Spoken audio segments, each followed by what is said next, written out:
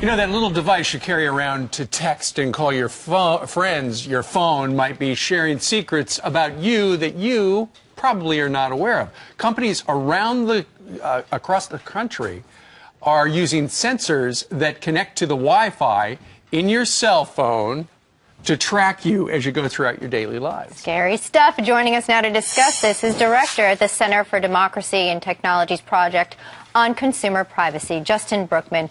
Good morning, Justin. So we're hearing these stories about how we're being tracked. I know there's a company called Turnstile in Toronto. They actually have sensors all over the place that as you go around with your Wi-Fi on in your phone, it actually tracks where you're going, where you're shopping. I mean, this is where we're headed.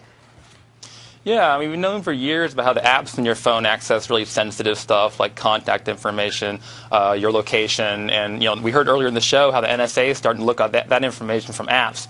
And now it turns out if you have your Wi-Fi turned on your phone, it sends out a signal every once in a while saying, "Hey, I'm phone 1234. I'm looking for Wi-Fi."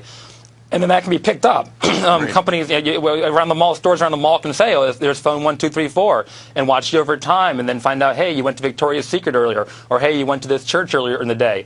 So yeah, our real life movements are being tracked now by our phones. So Justin, let me get this straight. So they can tell where you have been with that phone. They could probably tell what you have Google searched on your phone. They know who you have called. What the hell do they need that information for?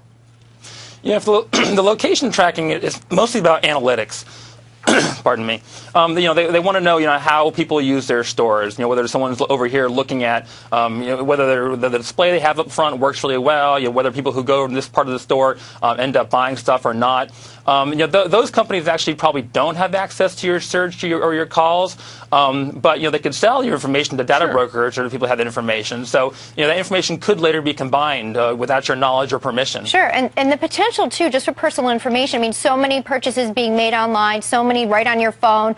We're talking about pharmaceutical purchases, medical history. I mean, this is getting into territory that seems as though it should be protected. Yeah, and the United States is has some of the weakest privacy laws in the world. Most countries around the world actually have pretty good laws. They say you got to tell people what you're collecting about them. You have to give them some choices around it. Don't collect data you don't need. Here in the United States, we don't have those sorts of protections. The Federal Trade Commission enforces basic consumer protection law, which says don't lie to people. And so a lot of companies take that to say, well, I'm not going to tell you anything because I don't want to get caught in a lie. Or they say something very broad, like we're going to reserve the right to collect everything about you and do whatever we want with it. And so it's really hard to find out what companies are collecting about us and what they're doing with it. Scary. Okay, so Justin, we've got some tips from you that we're going to share right now so that people can protect themselves. First of all, go into your phone, turn off your Wi-Fi, put it in airplane mode. Be careful of the apps you install. If you put in Angry Birds, the NSA is going to know all about you.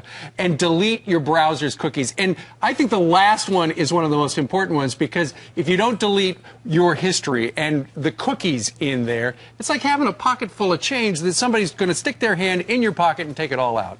Justin, thanks, because now we know, too, that if the laws aren't going to protect us, we can certainly at least do some simple things daily that'll keep our information more protected, because that's control. Thank you. Absolutely. All right, and we should point out, just before we started that segment, Elizabeth and I both cleaned our cookies. We just cleaned our cookies. Delicious. We're clean. All right.